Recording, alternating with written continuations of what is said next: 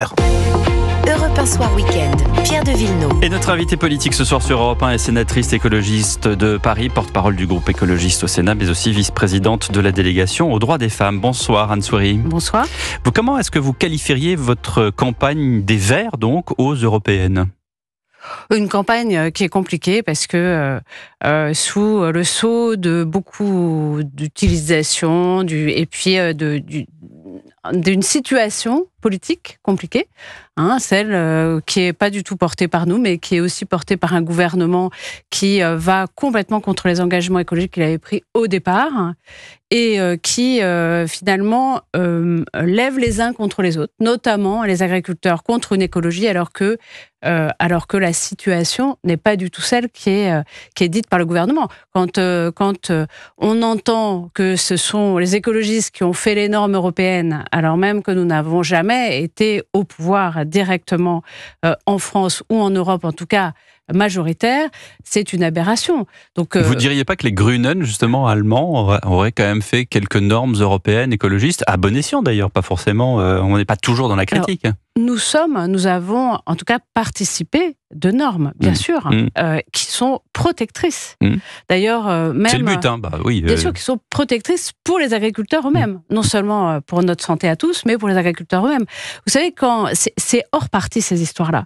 Quand on entend cette semaine ou la semaine dernière que en Camargue, une maire LR dit eh bien, moi, je voudrais qu'on protège mes rizières d'un pesticide extrêmement grave qui tout d'un coup est autorisé par notre gouvernement français. Et ben voilà, on en est là, et que tout d'un coup, alors que c'est une nouvelle loi qui permet, c'est-à-dire que c'est depuis 2021, c'est complètement absurde, et on va dans le sens inverse de l'histoire. C'est intéressant, parce que je vais essayer de prendre point par point, parce que là, il y a beaucoup d'informations que vous nous révélez ou divulguez. D'abord, vous avez dit on comptait sur plus de soutien du gouvernement envers l'écologie d'une manière générale pour le pays. Mais là, en l'occurrence, comme toute élection, c'est une bataille. Donc vous êtes là pour dire non, là vous vous plantez, là je suis pas d'accord avec vous, là vous devriez faire ceci et non pas cela. Donc vous avez de la matière à justement pour contrer la liste Renaissance de Madame Valérie Ayé. Et puis ensuite vous me dites il y a cette maire, les Républicains en Camargue, qui voudrait avoir notre soutien. Est-ce que ça ne veut pas dire aussi que l'écologie est appelez ça comme vous voulez, une philosophie, un dogme, une responsabilité de chacun, une chose avec laquelle tout le monde vit, et dans ce cas-là, elle ne devrait pas être, encartée dans un seul parti, en l'occurrence Europe Écologie Les Verts, devenus les écologistes, mais elle devrait appartenir à tous, et notamment à cette maire LR qui voudrait qu'on protège ses rizières. Nous sommes parfaitement d'accord. L'écologie appartient à tout le monde. Elle ne devrait pas, d'ailleurs. Donc à quoi sert votre parti ? Eh bien, le fait est qu'elle n'appartient pas à tout le monde. De quelle façon ? Vous voyez bien qu'un certain nombre de partis politiques ne protègent pas l'écologie, ne font pas en sorte... Vous diriez ça de qui, par exemple ? De Renaissance ? De Renaissance. Pourquoi ? Parce qu'ils accordent des traités de libre-échange ? Parce qu'ils ne sont pas complètement sur votre ligne ? Il y a une telle liste. Quand Renaissance, effectivement, Renaissance, en tout cas le gouvernement actuel et M. Macron remet le glyphosate en circuit, ça n'est pas écologiste, et c'est un drame pour toute la France et même pour l'Europe. Mais est-ce que ce ne sont pas les agriculteurs qui sont venus en disant écoutez, nous on ne peut pas vivre sans glyphosate, on ne peut pas continuer ? Oui, je suis d'accord, mais il fallait leur donner, parce que eux, ce qu'ils attendent, c'est une réponse, c'est comment faire cette transition, c'est comment vivre. Parce que pour l'instant, on leur interdit des choses, et puis après, on les laisse tout seuls. Alors, évidemment, ils ne peuvent que se révolter, parce qu'ils ont un problème vraiment de survie, les agriculteurs en France. Donc nous, par exemple, on a proposé un revenu agricole c'était... Un revenu agricole, mais sans glyphosate. Un revenu agricole sans glyphosate, ok.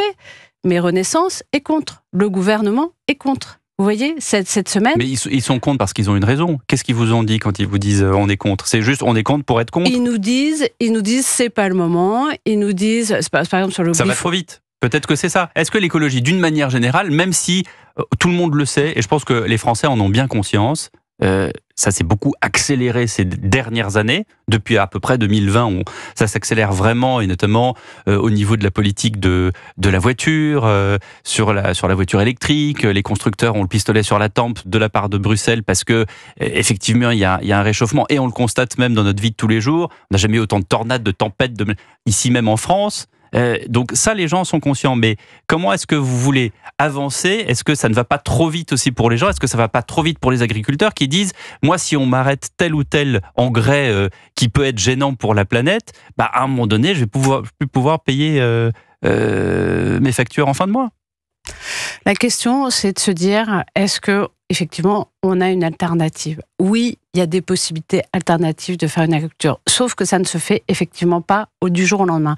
Nous, on préconise pas une baguette magique, car on a des solutions, mais ça veut dire qu'il faut aider les agriculteurs. Actuellement, ils ne sont pas assez soutenus.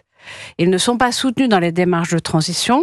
Et puis, le fait, effectivement, mais ça a été dit aussi par M. Piketty ce matin dans Le Monde, et c'est dit à plusieurs reprises, c'est que, en fait, il faut aussi faire des lois qui protègent l'Europe de produits phytosanitaires dangereux et qui finalement sont vendus à bas prix en France ou en Europe, qui font que ça fait de la concurrence déloyale. Tout ça, c'est possible à faire. Et ça, on peut même avoir de l'argent dans les caisses grâce à ça. On ne le fait pas. Donc c'est un choix politique. Ça n'est pas qu'une question de lenteur, c'est un choix politique. Vous avez parlé d'une campagne compliquée, plusieurs choses. On a parlé de Renaissance. Vous êtes ce week-end en Conseil fédéral. Vous êtes à 6,5% dans le dernier sondage IFOP. Et j'imagine que c'est pas forcément le score dont vous rêviez. Pourquoi est-ce que c'est une question qu'on vous pose souvent, vous les Verts, mais pourquoi est-ce que vous n'avez pas fait une liste commune, pas forcément avec LFI, mais au moins avec Place Publique de Raphaël Glucksmann? Alors vous savez, les élections européennes, à la différence de toutes nos élections françaises, c'est des élections qui sont complètement proportionnelles. Donc il n'y a aucun intérêt spécifique à faire des alliances a priori. On fera des alliances, évidemment, à des moments spécifiques, sur des projets spécifiques, quand on sera avec d'autres élu, pays. Voilà. Avec d'autres pays. Mais là, le faire, c'est quand vous alliez avec quelqu'un, vous arrêtez, en fait, il y a des choses, vous faites des choix. Pourquoi faire des choix alors qu'on voit que, au Parlement européen, le groupe socialiste, je ne parle pas du groupe socialiste français, je parle du groupe socialiste européen, vote des choses qui ne vont pas dans le sens de l'écologie. Donc c'est important d'avoir un groupe écologiste fort. Ça ne veut pas dire que nous ne sommes pas d'accord avec M. Glucksmann sur un certain nombre de choses, mais nous ne sommes pas d'accord avec d'autres personnes comme Carole Delga qui protège l'A69. Vous voyez? Donc, elle a des intérêts régionaux, on la comprend. Mais moi, je veux bien la comprendre. Mais en tout cas, il faut faire des choix politiques, c'est ce que je vous disais tout à l'heure. Donc nous, on propose des choix politiques. Ça ne voudra pas dire qu'on ne s'alliera pas pour arriver à certaines choses. Vous savez, quand j'entends que les socialistes européens vont voter le pacte immigration cette semaine en Europe, eh bien ça ne nous va pas. C'est pas notre vision d'une Europe démocratique et d'une Europe solidaire. Pour l'instant, M. Glucksmann a dit qu'il ne voterait pas ce pacte asile et immigration. Oui, mais il se trouve que son groupe, le groupe où il sera inscrit, le votera. C'est un problème. Une dernière question. Il y a quelques médias, et notamment nos confrères de Politico, disent que il y a du rififi chez les Verts, que personne ne s'entend, que Marine Tondelier vous mène à la baguette, qu'il faut mettre un petit peu d'ordre, qu'il y a l'affaire Bayou qui revient sans cesse dans les discussions, que Dominique Voynet aussi prend position. Alors elle revient d'un peu loin, parce que c'est une figure lointaine, mais que vous avez peut-être connue dans votre carrière politique. Est-ce que ça va bien à l'intérieur des Verts ? Alors déjà, pour nous mener à la baguette, les écologistes, je pense qu'il faut se lever tôt. Non, peut-être une baguette en bois recyclé, n'est-ce pas ? Non, Marine Tondelier ne nous mène pas à la baguette. Il y a beaucoup de débats, vous savez toujours, mais je pense qu'on est à peu près le seul parti qui est assez horizontal. Alors ça fait du rififi, ça fait des débats, ça fait beaucoup de choses qui sont souvent difficiles à comprendre de l'extérieur, mais je pense que c'est le parti où il naît encore des idées. Je pense que c'est bien le seul et qui justement n'est pas enfermé dans un populisme ou dans quelque chose qui est complètement vertical. C'est une qualité. Après, ça, je suis d'accord avec vous, il y a des défauts à ça. Des fois, on est incompréhensible et c'est un problème. Donc, on a des vous appelez vous aussi à la raison? Vous appelez aussi à un petit peu plus de verticalité? Non, pas du tout. Des résolutions, par contre, des modes de résolution, plus. Mais je crois qu'on y travaille. Je crois que le nouveau parti qu'on est en train de fonder avec les écologistes va dans ce sens-là. Donc, j'espère qu'on va y arriver ensemble. Merci beaucoup, Anne Souris, d'avoir été sur Europe 1 ce soir. De la musique à présent, 18h28. Voici Calogero sur Europe 1.